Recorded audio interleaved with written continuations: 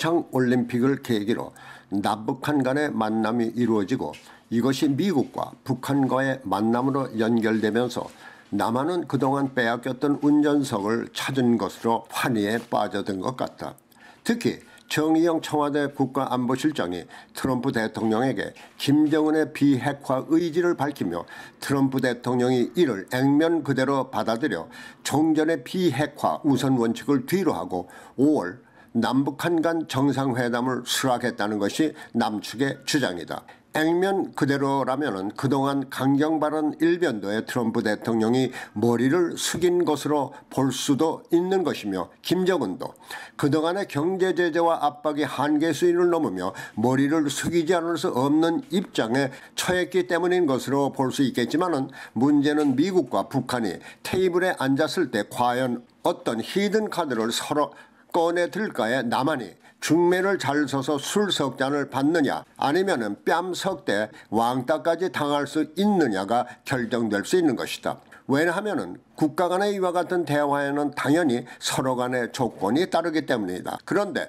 그 조건 속에 남한이 북한은 물론 미국에까지 왕따를 당하며 잘못된 중매로 뺨 석 대가 따를 수도 있다는 것이다. 그러면 예상되는 양측의 카드는 무엇일까 추측해보는 것이 중요하다. 우선 미국의 표면적인 조건은 북한의 조건 없는 완전한 핵폐기인 것이다. 여기에 북한이 따를 것인가에는 당연히 아니다이다. 북한의 표면적 조건은 김정은의 체제보장과 함께 한미동맹 파기와 미군 철수일 것이다.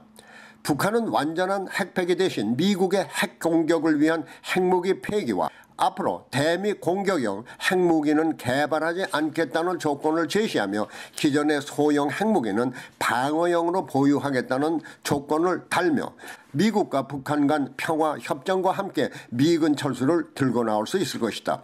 여기서 미국은 그 조건에 대한 이해득실을 따질 수가 있다. 그 가운데는 평화협정과 미군의 남한 주둔이다. 사실 미국의 남한 주둔은 북한보다는 중국을 견제하는 데 더 큰 목적이 있다. 따라서 미국은 어떤 형태이든 한반도의 중국을 견제할 수 있는 미군의 주둔을 원하는 것이 사실이다. 그럴 때 미국이 생각할 수 있는 것은 북한과의 보다 긴밀한 관계 설정이 될 수가 있다. 그것은 남북한을 놓고 중국과의 관계를 따져보는 것이다.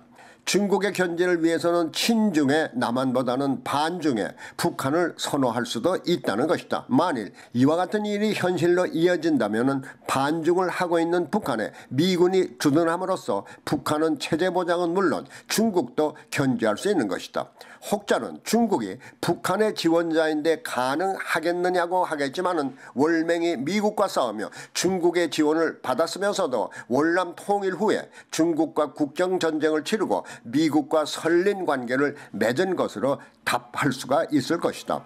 따라서 남한은 미국과 북한 간의 만남을 마냥 좋아할 일만은 아닌 것 같다.